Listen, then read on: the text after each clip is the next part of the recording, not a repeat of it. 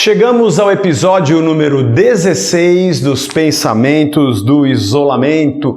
Estamos falando sobre o Reino de Deus e antes de entrarmos um pouco mais no que significa o Reino, aliás, já estamos falando dele quando falamos do não-reino, né?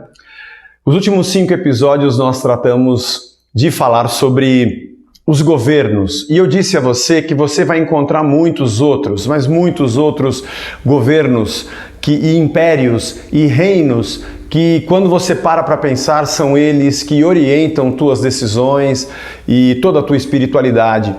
E através dela você tenta também governar outras situações, pessoas. É um pouco sobre isso que eu quero falar nessa semana, nesses próximos 5 episódios, sobre a idolatria. Vamos lá. Lucas, nós vamos para o capítulo número 12, verso 31.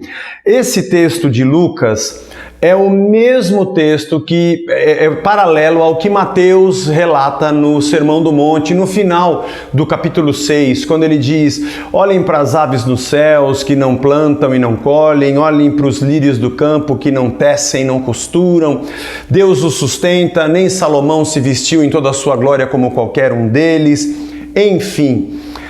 E no final, a gente encontra a mesma coisa. Os gentios é que procuram essas coisas. São aqueles que não creem, que buscam desesperadamente essas coisas. Já tivemos um episódio falando sobre isso lá na primeira temporada.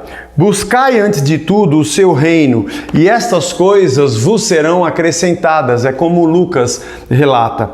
Não temais, ó pequenino rebanho, porque o vosso Pai se agradou em dar-vos o seu reino.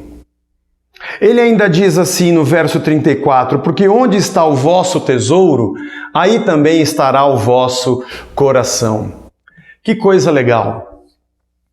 Deus achou por bem, é mais ou menos isso que o termo significa, agradou a Deus dar-vos um reino. Ele achou por bem, Ele teve o prazer e a alegria de dizer: vocês estão apertados, vocês estão subjugados, vocês estão aflitos, feridos, como ovelhas que não têm pastor, vocês andam ansiosos, errantes, vocês vivem se estapeando a fazer guerras e vocês não encontram a satisfação.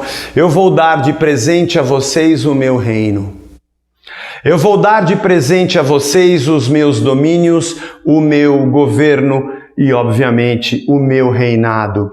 A pergunta é: nós queremos que Deus nos dê um reino ou nós queremos que Deus nos dê um reinado? Aqui começa, talvez, a idolatria de si próprio.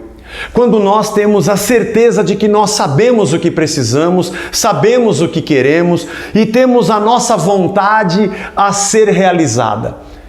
E aí toda a nossa espiritualidade e nossa devoção giram em torno dos nossos conceitos e princípios, porque nós estamos no centro do querer de tudo o que se vê.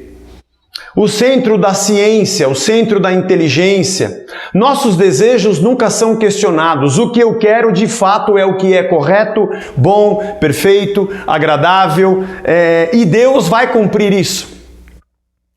Deixamos de nos enxergar, como falamos alguns episódios atrás, como gente decaída e que é passível de análise. Sim, eu preciso analisar a mim mesmo e meu próprio coração para saber se eu estou andando na direção que deveria ou não. Essa idolatria de si próprio, ela é muito sutil e nós nos enxergamos como deuses que sabemos tudo e o que nós só precisamos é que esse outro Deus, que está quase par e passo conosco, porque ele pode realizar coisas que eu não consigo, que ele possa se colocar dentro da minha vontade e fazer o que eu quero. Agradou a Deus, ele achou por bem dar a nós o seu reino, ele não nos deu o reinado. Temos também um mar ao nosso redor, onde a gente boia e nada, e ali nós vivemos, onde tudo nos é oferecido mediante a nossa fé. E a nossa fé é realizadora de impossíveis segundo a nossa vontade. A nossa fé é um joystick que governa Deus para que Ele vá lá e pegue o que eu quero e me entregue. Juntamente com essa fé, eu ainda tenho os meus donativos e minhas ofertas que deixam Deus de mãos atadas e o obriga a fazer exatamente o que eu quero.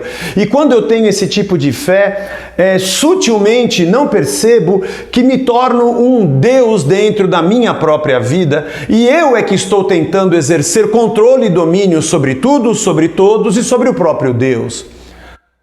Deus achou por bem nos dar um reino, mas Ele não nos deu o reinado. Esse orgulho, esse egocentrismo, essa certeza de que tudo que eu sinto e penso é lei para mim mesmo, o que eu preciso é de alguém que cumpra o que eu quero, porque o que eu quero já está correto. Essa sensação de que eu já tenho meus projetos, eu já tenho meus planos e eu já sei de tudo o que eu preciso para ser feliz, é uma idolatria de si próprio, é uma idolatria dos seus próprios sonhos e desejos.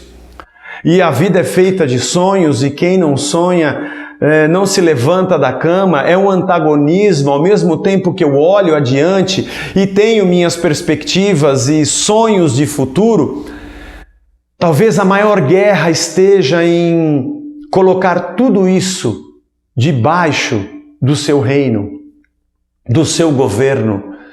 Aliás, descobrir se todos estes sonhos, desejos, vontades que eu possuo nasceram de verdade da minha relação íntima com a videira onde eu estou ligado, ou se eu acho que Deus me deu um reinado. Encontro muitas pessoas de fé que se sentem bem e felizes porque agora descobriram que tudo é possível ao que crê. E essa é uma frase que está na Bíblia, tirada do seu contexto. Então elas se sentem deuses, se sentem na posição do rei, na cadeira do reinado. Se dizem servos, mas são servos que manipulam o seu senhor com sua fé, seu choro, seus cânticos e suas ofertas, como se pudessem imprimir no coração dele a sua própria vontade. A Deus agradou dar-nos o seu reino, não o reinado. E tem muita gente que não consegue encontrar prazer, alegria e satisfação fora desse eixo do egocentrismo, que está canonizado, chamado de fé e chamado de religião. E quando se lê algum verso ou se canta alguma canção, agora eu falando da minha posição, e já recebi críticas sobre frases que eu disse em pregações, perdão, ou frases que coloquei em algumas canções, e como a internet é o mundo da mediocridade, as pessoas vêm e criticam e eu leio a crítica e falo, que engraçado, isso que ele está criticando é um verso da Bíblia. Essa frase que eu disse é uma palavra de Cristo e esse trecho dessa canção é um versículo transliterado, ou melhor, parafraseado. Gente que tem uma aliança muito forte com o seu próprio reinado tem dificuldades com o reino, tem dificuldades com a vontade de Deus. Diz que o ama, mas não compreende o que isso significa. Bom, espero que a chegada do reino te alegre e não te atrapalhe. Até o próximo.